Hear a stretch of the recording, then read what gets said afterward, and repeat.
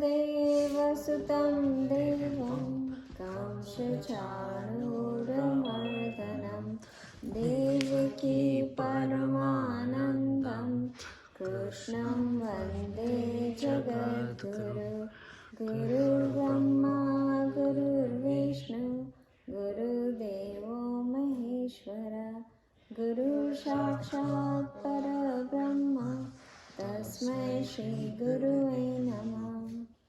ॐ असतो मा सद्गमय तमसो मा ज्योतिर्गमय मृत्योर्मामृतं गमय। ॐ शान्ति शान्ति शान्तिः। ॐ सहना भवतु सहनौ भुनक्तु सह वीर्यं करवावहै तेजस्विनावधीतमस्तु मा विद्विषावहै। ॐ शान्ति शान्ति शान्तिः। ॐ पूर्णमद पूर्णमिदं पूर्णात् पूर्णमुदच्यते पूर्णस्य पूर्णमादाय पूर्णमेवावशिष्यते। Okay, who is the next person who joined recently? Can I see? Okay, we'll start, guys. So you guys just went through a big festival for Hindu culture. What was that? Yes, Sane. Diwali, yes. So how many of you know why we celebrate Diwali? Okay, Risha, you want to tell me? It's because whenever Ram went into exile, whenever he came back, there were like lots of lights. That's why like Diwali is the festival of light. Yeah, nice, good. Any other reason why we celebrate Diwali? I mean, the point of the lights was so that he could like easily return back, and like you could visit him as like he could come into your house, because you set up the lights towards the entrance of your house. Okay. Signing on. Okay. You have anything? Yeah. Okay. So let me tell me a little bit story about why we celebrate Diwali. Diwali is celebrated all over India, but there are a little bit different reasons why they celebrate Diwali. Diwali is 5 days festival, right? So it's not just one day, it starts 2 days before Diwali and 2 days after Diwali. And Risha, you were absolutely right, and Krish also, that Ram Bhagwan came back from the war after after having a battle with Ravan, and when he came back to Ayodhya, that day is celebrated as Diwali. Now what happened is, if you guys know a little bit story about Ramayana, Ram Bhagwan went for exile for 14 years, and Lakshman went with him. Lakshman was his one of the brother. They were 4 brothers. Ram, Lakshman, Bharat and Shatrughna. So Ram and Lakshman went to, Ram got that he has to go to 14 years of exile, and the second part, Bharat's mom said, that was Kekai, who asked the king to send Ram to exile for 14 years and make Bharat the emperor, right? But when Bharat came to know that Ram already went to exile, when he came back, he was at his uncle's house. When he came back and he saw that Ram already went to exile, Bharat came running to the forest where Ram was, and wanted him to come back and return back and say, hey, I apologized on behalf of my mom. Please come back, come back and have the kingdom and everything. But Ram says, no, I promised my dad that I will finish these 2 promises, that you will be king while I'm gone, and I will have 14 years in the forest. So Bharat was not happy with Ram's decision, and he was so, he loved Ram so much that he did not want him to go through this hardship of, staying in the forest and all these 14 years, and he wanted him to come back. So what he asked the promise to Ram Bhagwan is, make sure that as soon as the 14 years are over, you come back the same day. Like when the 14 years are over, you come back to Ayodhya. Otherwise, I'm going to kill myself if you don't come, if you don't return. So Ram knew that he has to return to Ayodhya right on the day when the 14 days expired, like the 15th day when the new year starts. He has to be in Ayodhya, otherwise it's going to be on life of his brother. So then when that Dashera is celebrated few days before Diwali, right? Dashera is the day when Ravan was killed by Ram. So Ravan was killed by Ram on Dashera, and from Dashera to Diwali, if you see, it's not too many days, right? And where was Ravan? Ravan was in Lanka, which is the south part of India, and Ayodhya is north part of India. There are like thousands kilometers between Lanka and to go from Lanka to Ayodhya. So when Ravan was killed, Ram gave the kingdom to Vibhishan to rule the kingdom of Lanka, and then he has to come back. But if he has to come back by foot, it's going to take forever. And when it will take forever, it's going to be more than 14 years and some days or some months that he would be able to come back. But he did not want to do that, because otherwise he will lose his brother. So he got a Pushpak Viman, which was gifted from Vibhishan. That Viman means airplane. So he got an airplane gifted from, think about olden days, right? When Ramayana was written, there was no airplane, but still it is mentioned in Ramayana that there was an airplane at that time. So think about it, how scientifically we were so ahead of the game in India at that time. So there was an airplane that was given to that is a serious thing, I'm telling you. So there was an airplane that was given to Ram Bhagwan to come. Think about it, how would somebody from Lanka would have come to Ayodhya between Dashera and Diwali, right? So it's like 20 days only difference, right? Maybe it was exaggerated. No, or it's Ram Bhagwan, how, like, he's Bhagwan.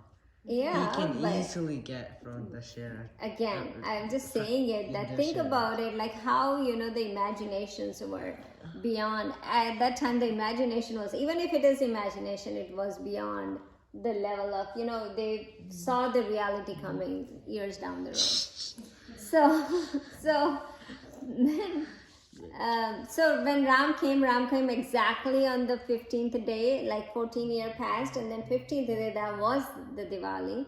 And people were really happy that Ram came back, and so they lighted the whole Ayodhya with lamps. And they, the big part is Diwali is celebrated in month of Kartik month. It's a Hindu calendar, right? Hindu calendar has 12 months too. So there are 12. So Kartik month is the month when Diwali comes, and it is the Diwali starts from the 13th day of the month of the lunar calendar.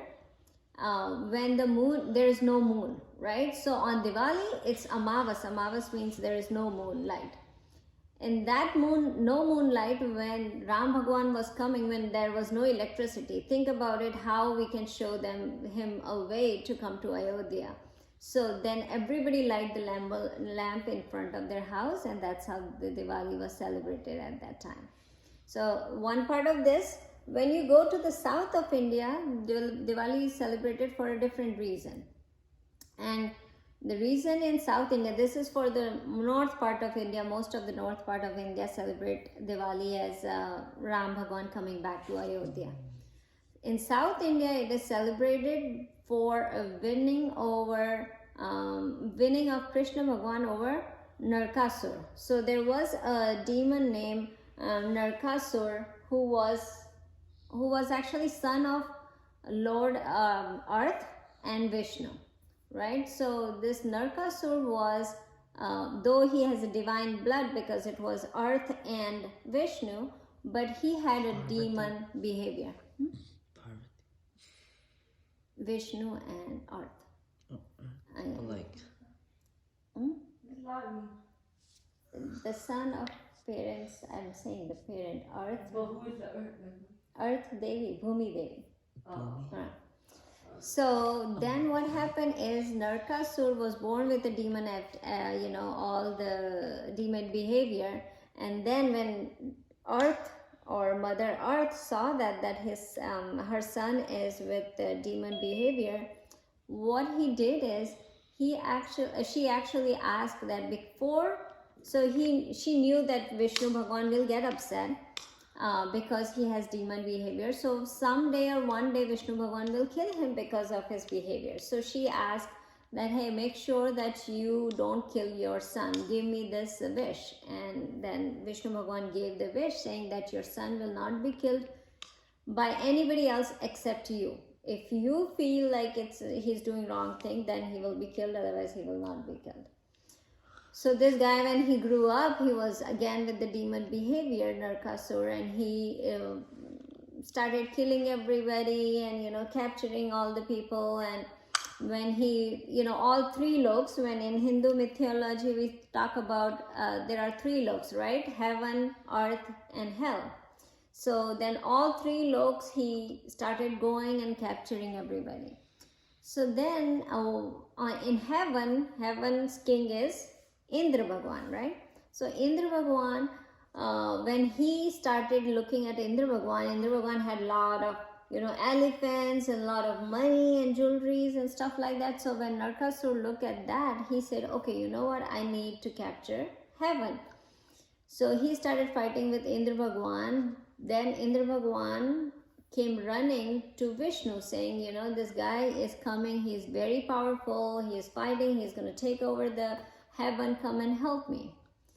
So at that time, incarnation of Vishnu was there, which was Krishna Bhagwan. So he was on the earth.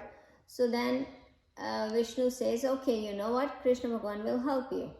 So Krishna Bhagwan's wife, whose name was Satyabhama, which is incarnation of earth, God Earth. So she was Krishna Bhagwan's wife. So when the Indra Bhagwan came to ask for help to Krishna Bhagwan, he was with his wife. And then Satyabhama, so when they both came, so she said, I will come with you to kill this guy. Who is this? She did not know, but she got with Krishna Bhagwan. She get along with Krishna Bhagwan and went to kill Narkasur in heaven. So when Krishna Bhagwan killed Narkasur with the help of Satyabhama, because that was the earth, and how in previous birth he got that he will be killed by his own mother. So Satyabhama killed Narkasur with the Krishna Bhagwan and Satyabhama together killed Narkasur. On that day when Narkasur was killed, that day is being known as Dhanteras then. And then next day is Roop Chaudas. So I'm going to tell you all 5 days, but in South India, it is celebrated that the Narkasur is being killed, and winning of Krishna Bhagwan on that day is celebrated as Diwali. There are many religions in India. Jainism also, they also celebrate Diwali, but their reason is that there was Mahavir Swami, their guru, was got nirvana, moksha on that day. So they celebrate because of that. Sikh people celebrate Diwali for a different reason, because their guru did a lot of things on that day. That's why they celebrate Diwali. So, there are many, many reasons that Diwali is celebrated. But the main big reasons are these two. Like South India is celebrating because of Narkasur killing, and celebrating Krishna's win on bad, good, winning victory of good over bad, truth over lie, that's the celebration.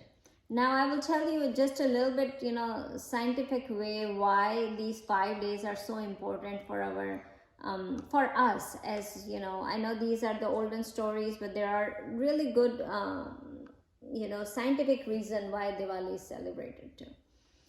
So let's talk about those 5 days. So it starts with Dhanteras, right? Have you heard about Dhanteras? Did you guys did the puja on Dhanteras, right? So Dhanteras is the 13th day of Kartik month, right? So Dhanteras is 13th day. Now it is not Dhanteras, it's actually Dhanvantari Trayodisha. So it's a Teras on, the whole name was Dhanvantari. That is the Lord of Science of Ayurveda. That was the one. But I think we started making it shorter form and became Dhanteras. And because we had the shorter form of that whole name, people started doing Dhan Teras and thought Dhan means money, and they started worshipping the money on Dhanteras. Usually it is not explained in any olden books that on Dhanteras you have to worship the wealth, not money. You have to worship the health on Dhanteras. So Dhanvantari Dev is for health, right? So on then Dhanteras, the first day is 13th day of that thing, and it is known as Dhanvantari Teras. Now what happened in that day, it's just celebrated for that god, is for the health. On that day what happens is the moon and earth I would say that the position changes. Sun positions to the earth position changes, the sun position changes. So how the sun was, the distance between sun and earth changes a little bit on that day. So what happened is the life started getting colder, means it's a sign of slowness. So what happens is the life started getting slower. Now if you are bare at this time between November 14th to January 14th, what happened if you are bare?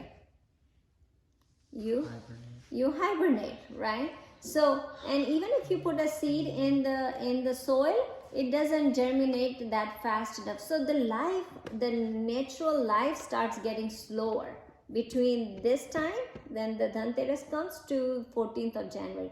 The life starts getting slower. When the life starts getting slower, we start feeling dull, and we start feeling like a little bit depressed, and it's cold weather outside, it's not healthy, it's not suitable for your body and everything. So what happens to keep up the beat? Diwali was celebrated. So keep up the beat means to keep the life going on. Like there was a you light candles, you put fireworks just to celebrate the life and get to the healthy way of spending these 2 months of slow life. So that's where it is. So the position of sun and earth changes, and that's why it is, for mental and physical health, we pray Dhanvantari Dev on Dhanteras Day, and also we celebrate this whole Diwali function to just keep us on the beat of not getting slowed down in our life and keeping us healthy. So that's another important thing. Now the 13th day, then the second day comes is 14th, that is Roop Chaudas. Now Roop Chaudas have many names: Roop Chaudas, Kali Chaudas, Choti Diwali. So there are 3-4 names on the second day, right? Now Roop Chaudas is actually celebrated because when Krishna Bhagwan killed Narkasur, he was he got when he came the next day to his place with Dwarka, then what happened is he had a lot of blood spot of Narkasur on his body when he killed Narkasur. So he took shower that morning of Roop Chaudas and cleaned all the germs that he had after killing something evil. So it represents that on Roop Chaudas, when we take shower in the morning, that is known as Apurva shower, snan, means that you take all the evil out of your body, you clean up your body and you clean up everything, and then that's a new day to start, that you are without germs, without any bacteria, without any evil inside you. So that shower of Roop Chaudas is very important in our religion.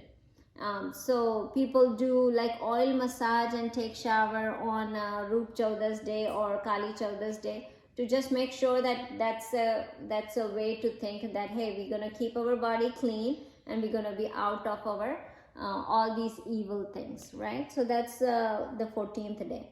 Then the Amavas that comes, that is Diwali. So third day is Diwali, which we already talk about. We celebrate Diwali. Then the fourth day. Can anybody tell me what is the fourth day? 5 days Diwali, right? So what is the fourth day? Anybody? Yes, Anil. Choti Diwali? Choti Diwali, we talk about it, is on the 4th, on the second day. So first day is Dhanteras, second day is Choti Diwali, third day is Diwali. What is the fourth day? See, Risha, you want to say?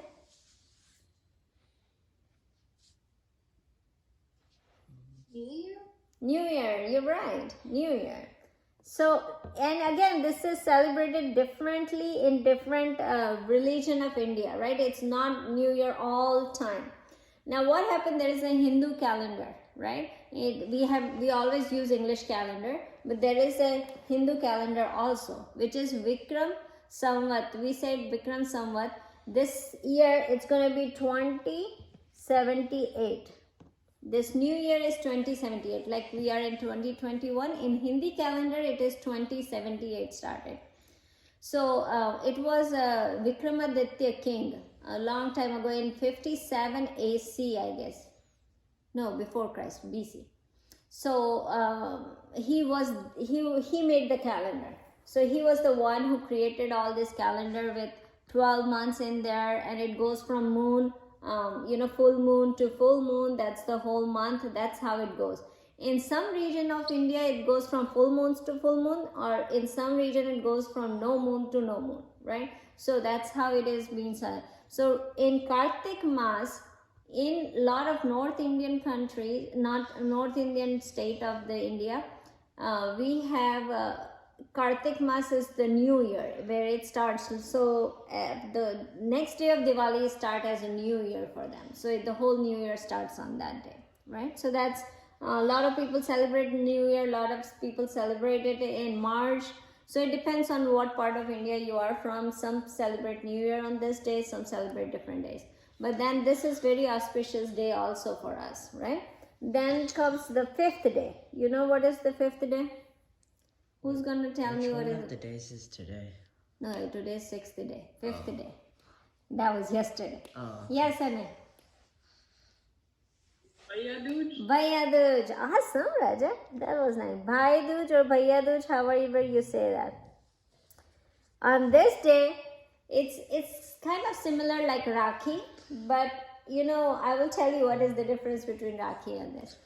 So Bhaiya Dooj is celebration of brother and sister relationship or sibling relationship. We don't talk about brother and sister all the time. It's just sibling, two brothers, two sisters, two whatever siblings you have. So in this day, you celebrate that relationship. And it came from, Yamraj was brother to Yamuna, the river. So it came from the day when Yamraj visited his sister Yamuna one time, and Yamuna took care of him so much and gave him,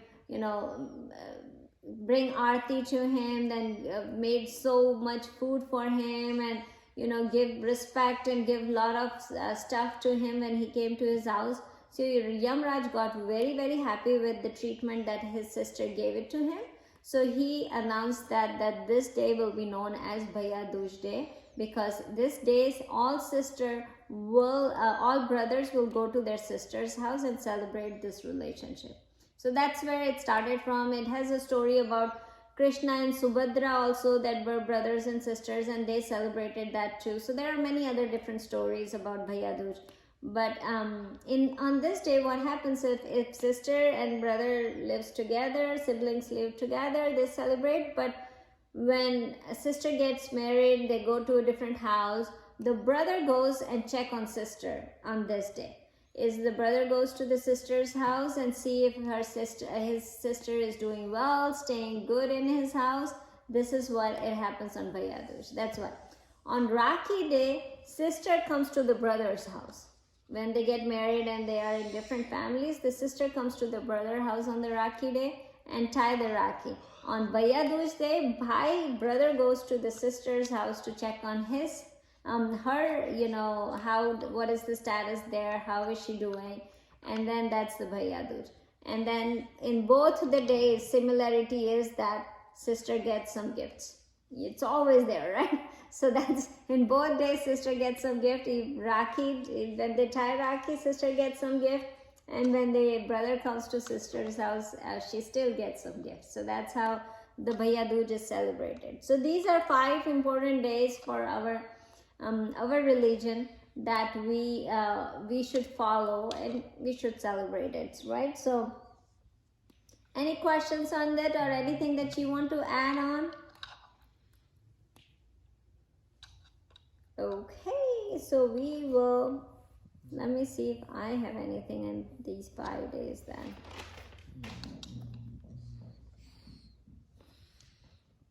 I think that's about it. So we're gonna go back to where we are. So happy Diwali to all of you guys. I hope you guys had a very, very fun Diwali and you celebrated it.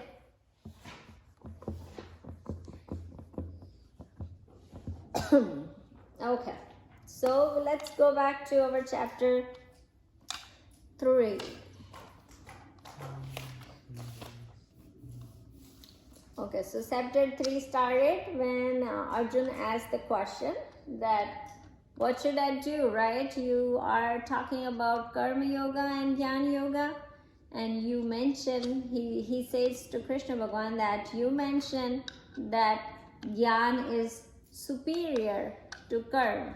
So let me leave the Karma, let me give up the Karma. I don't want to do this Karma of fighting, and let me go to the Jnana Yoga and get the Jnana and be done with it. Why do I have to go through this whole process of fighting my cousins and my brothers and then go to the Jnana Yoga and get the Jnana and then get moksha, right? The ultimate goal is to get to the moksha, nirvana, liberation, freedom, all these things. That if the ultimate goal is there, why do go from the long route? Why don't I take the shortcut and get to the Jnana Yoga and go? So then Krishna Bhagavan says to him, which we already studied the shlok 3, 4 and 5. I think we already did last week if I am not forgetting. Which one did we do? 5? We did 2 to 5. 2 to 5, okay. So then Krishna Bhagavan says to this, Krishna Bhagavan mentioned that even though Krishna, it's going to end in soon. So Krishna Bhagavan says that, yeah, I told about both of them, but you don't have to, this is not an option that you have to go from one to another. This is not an option one or other. It's not an option that Karma Yoga or Jnana Yoga. That's not an option. What is you have to do both of them, right? It is the Karma Yoga is the preliminary, is a prereq to go to Jnana Yoga, right? We mentioned that Karma Yoga is needed for purification of mind. Until you are not purified with the mind, then what's going to happen is you will not be able to get the Jnana Yoga or sustain the Jnana Yoga. So that's what Krishna Bhagavan said in verse 3rd. And then verse 4 he mentioned that by giving up the action, you will never reach the stage of actionlessness. Now this was the tricky shlok that I mentioned to you guys. So he said that by giving up action, giving up all the action, which he mentioned in chapter 2 initially, like giving up all the action and giving up all the desires, you reach moksha. So then Krishna Bhagavan got it that he is actually not understanding what I was meaning about giving up the action. So he said, giving up the action will not let you get to the actionless stage or perfect stage, right? So now Krishna Bhagavan actually tried to explain him that you have to keep action. Now, when he says this actionless stage, right? He was mentioning about thing that when we do an action, when we say everything is Brahman, right? When we talk about that everything ultimately, you know, it's a Brahman is the ocean and everything is the water or a wave. Like all the other things are wave which merge into water, right? So water is Brahman and every little dot of the whole world is the waves. So ultimately what it is, we have to, we have to be with water. Now, when he mentioned actionlessness, you need to understand that he was mentioning what?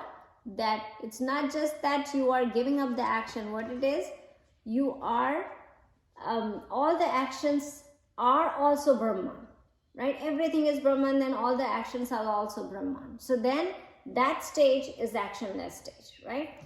So it's a very tricky shlok, but we need to make sure that we don't want to, get stuck to this shlok and not understand it. So that's why we will only say that Krishna Bhagavan is saying that you cannot give up the action, and you will, by giving up action, nobody will reach to moksha or to freedom, right? So that's what he mentioned in shlok number 4.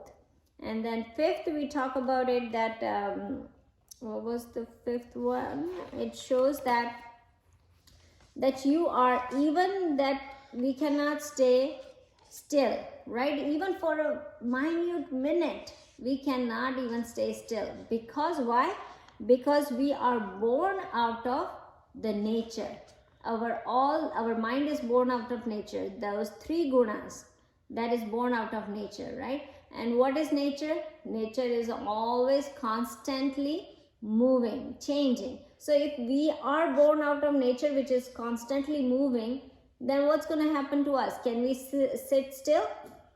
Our basic nature is come out of nature of those 3 gunas. So what were those 3 gunas that we are made of? Our material nature is made up of these 3 gunas. Anybody remember 3 gunas?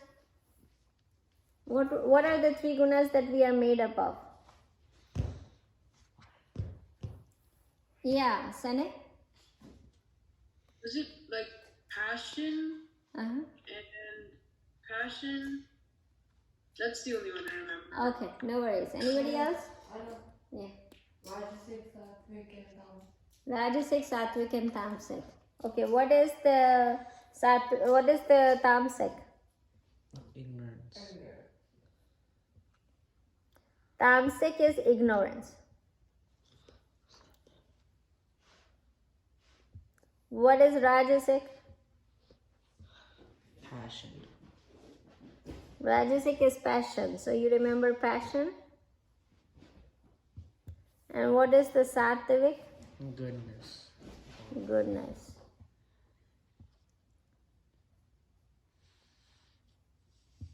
Okay. So these are the 3 gunas. Now, that's the basic, that's the foundation of our nature, right? So if we have these 3 gunas, so it depends on, everybody has different percentage of each gunas, but everybody has these 3 gunas. That's what we are made up of. That's what our mind is made up of, right? So Sattvic is, if the person has a Sattvic guna more, then he will do righteous work, he will read all these scriptures, he will do, bhakti and all those things. So still there is action, right? There is nowhere that it says the Sattvic is no action. If you go to Rajasic, that's going to be a lot of passion, a lot of thoughts will come in the mind, a lot of things to do it. So it's going to be all the, exciting and everything. It's going to be there, right? That I want to go do this, I want to do this or this and that. So many thoughts will come. when you have Rajasic. You cannot be actionless. Tamasic, it does say that inaction, but then it's not inaction. The person will be lazy, right? So he will sleep, but he will still do an action. He will sleep, he will just lay down, but the thoughts will always keep coming. So there is no guna that says that you can stay without action, right? So God is just telling that, hey, your basic nature is movement, is an action. So how can you be giving up action? Even if you go up and do the Jnana Yoga, you're still going to do the action. So how can you give up action? So he's just trying to make sure that Arjun is understanding what is the Karma Yoga and what he's thinking about the Karma Yoga is. What Arjun is thinking about Karma Yoga is not doing any work. Just going to Himalayas, sitting and doing Samadhi and just worshipping God. That's what he's thinking about, difference between Karma Yoga and Jnana Yoga. But Krishna Bhagavan here is explaining more about what is the difference. What action are you talking about? Are you talking about these regular action that you're going to give up and just go away? Is that what you are thinking about? Then you cannot. Even if you sit in Samadhi, right? And you don't have a purified mind, what's going to happen? If you go up and sit in Samadhi, you got the Jnana Yoga, what's going to happen if you don't have a purified mind? If you sit in Samadhi and don't have a purified mind, you'll think of thoughts that are not like of God. You'll think of like random thoughts. Like the intruding thoughts that when we did the activity, like those thoughts, that's what you'll have. Yeah. It'll just be a waste of time. It's going to be waste of time, right? So what's going to happen if you don't have a purified mind and you said, okay, no, I'm going to do Samadhi and I'm going to say Om Namah Shivaya, Om Namah Shivaya. So even if I do this, what's going to happen is after 2 seconds, I will start thinking something else. The thoughts will come. If Arjun goes and said, okay, I don't want to do this war and I'm going to go up in Himalaya and sit and just do Samadhi and start doing all these, Dhyan Yoga and Jnana Yoga, then what's going to happen? He's going to start thinking that, there was a time when I could have punished them. Why didn't I punish them? I should have done that. I should have, the palace life was so good. Even though he is trying his exterior body is giving us an impression of that he is in Samadhi and he's trying to think about God, but internally what's going on? It's all the thoughts that are coming because of the impure mind, right? The mind is conditioned so bad for us right now that until we don't do purification, we cannot stick to one thought. It's going to keep coming. Even if I say, okay, think about your prettiest dress or think about the best game that you have. I just want you to focus on one thing and then close your eyes. And then let's see if you can focus on that one thing that you love the most. You would not be able to.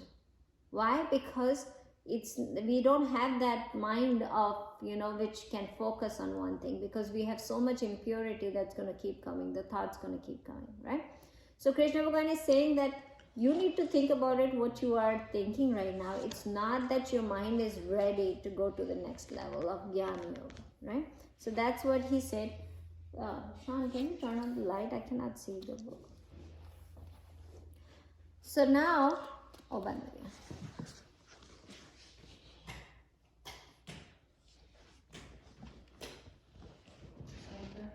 Is that okay? Yeah. You use it.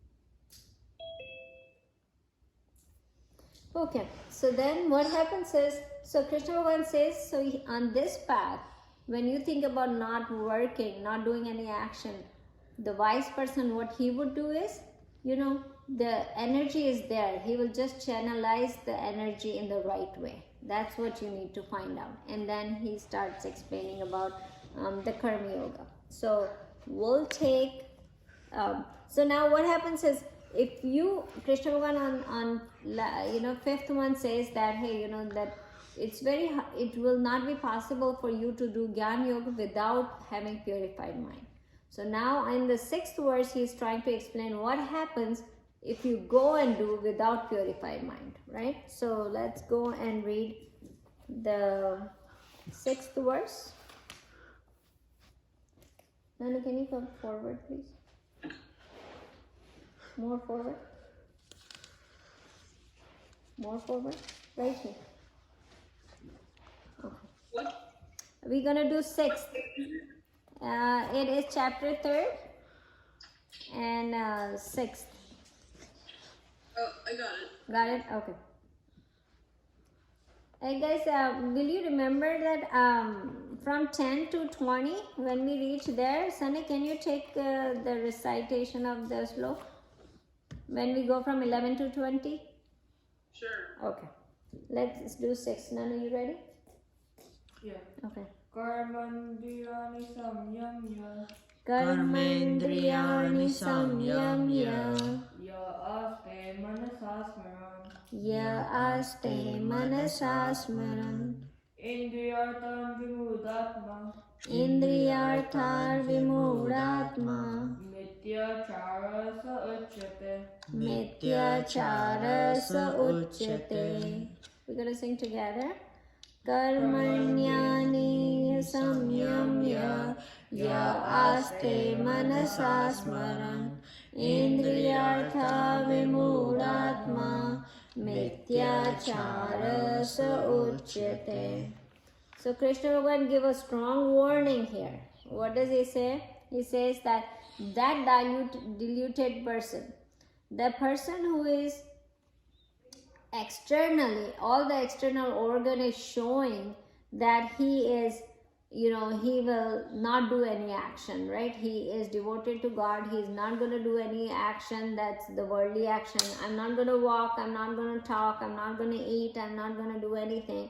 So those external organ, he is doing it and not doing anything. He stopped doing anything.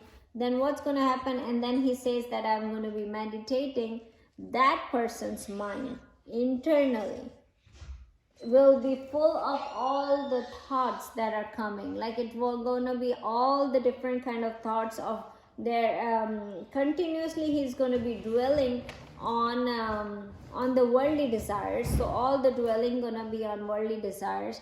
And this person, when he meditates, now God used very harsh word in this slok. He says that person is called hypocrite. If this person who's externally shows that he is going to be giving up all the action, not going to do the action, but his mind is not purified, what's going to happen internally? He's going to be still dwelling on the worldly desire, and this person is called as hypocrite. So he is giving an example. Now this is an unauthentical person who is saying that, hey, that's what he's saying. Arjun, if you leave the action right now, if you don't do anything and you run away and you go and say, no, I'm going to devote myself to God and not do anything, what's going to happen is you're going to be turned into a hypocrite. What externally will feel like he is devoted to God, but internally his organs will be still dwelling on the worldly desire. So that's what God says in verse 6, right? So we're going to do another verse.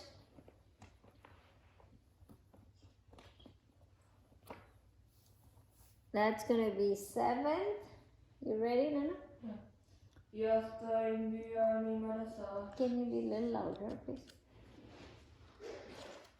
Yasta indriyani manasa. Yastrendriyani manasa Niyam yavaterjana.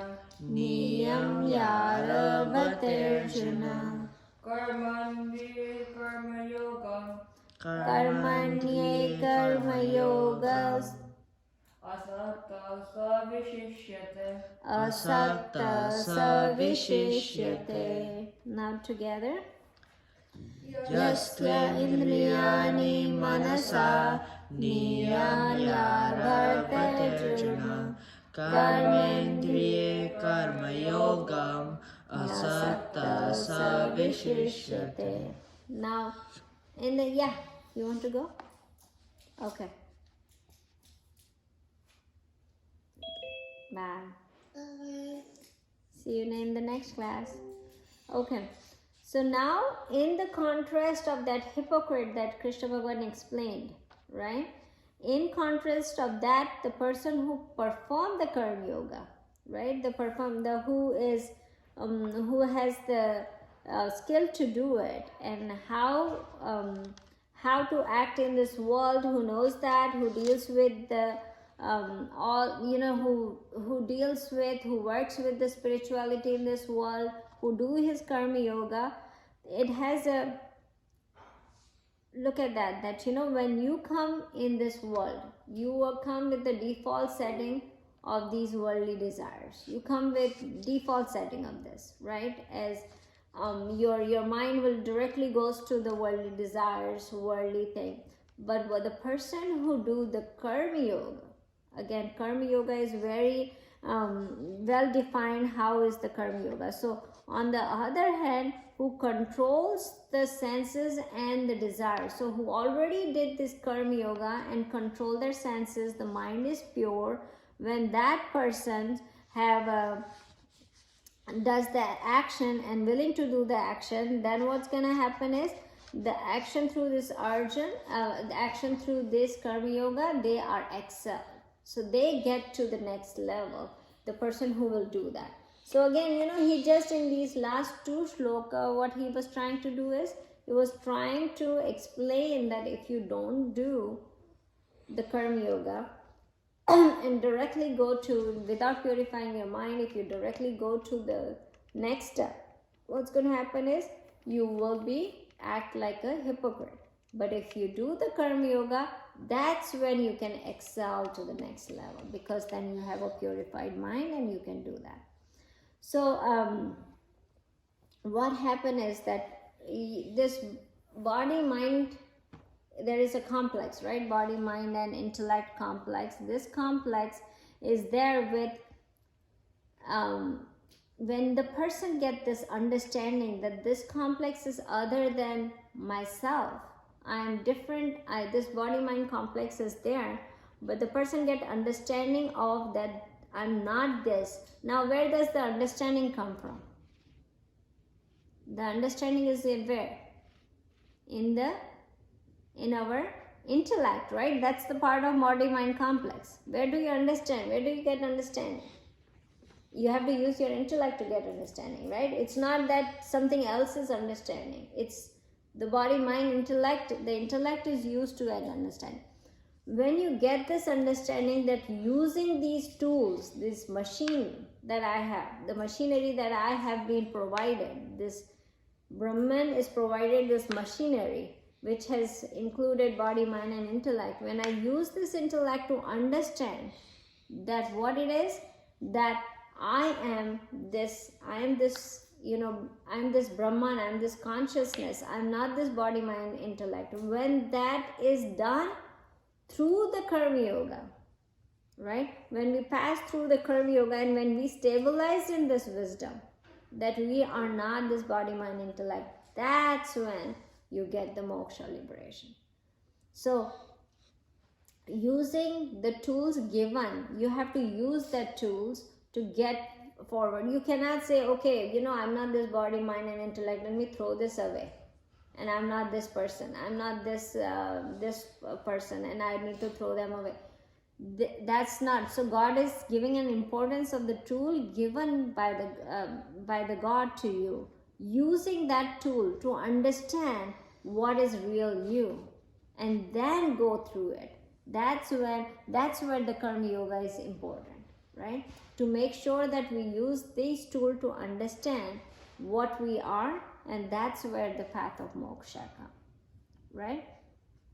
So in whole this scenario, what's happening is, unless ultimately what it is, like, we have to make sure that we go from getting the karma yoga done, and then go from there to the next level to get the jnana yoga, where we understand what we are, and then it goes through to the moksha, right? That's how the stepwise process is going.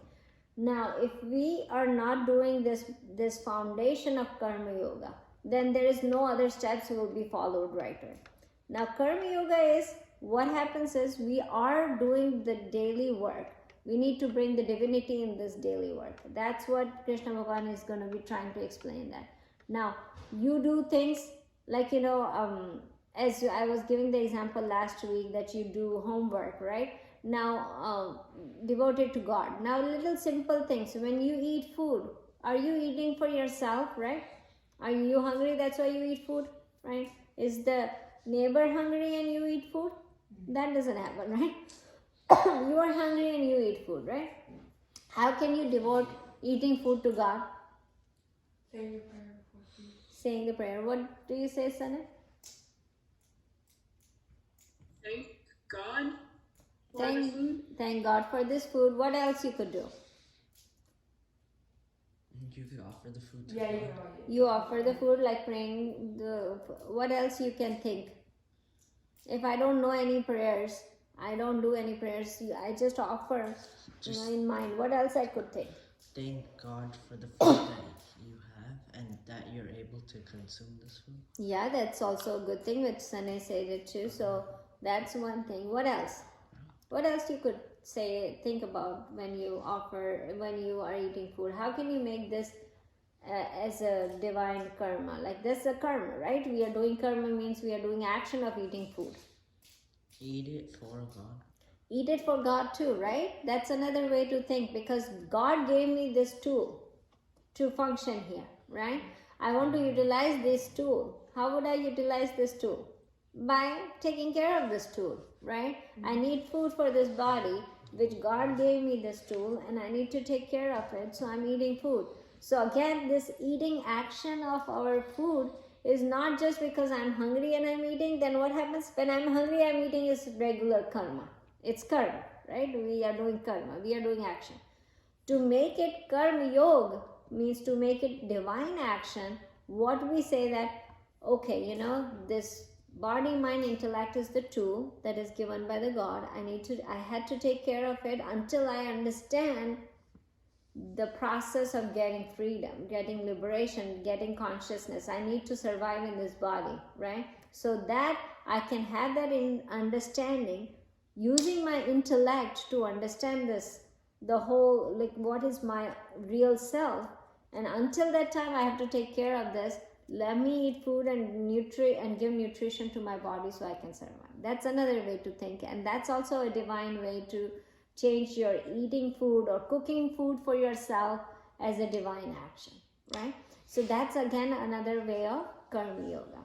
So you guys need to come up with some examples of karma yoga, how you can do in everyday life, right? So next week we will open with this, that you guys give, like I gave you 2 examples about how we can have changed the action of eating food. Rather than just eating food as a karma, we are changing it to karma yoga. Doing homework as karma, like just doing homework, but then thanking God about giving us hand to write the assignment, giving us mind to write the assignment, devoting that homework to God. That's an assignment. That's a karma yoga, right? Changing the regular work, regular action to divine action, right? So come up with an examples what you can change all the other things that we do every day to divine action, right?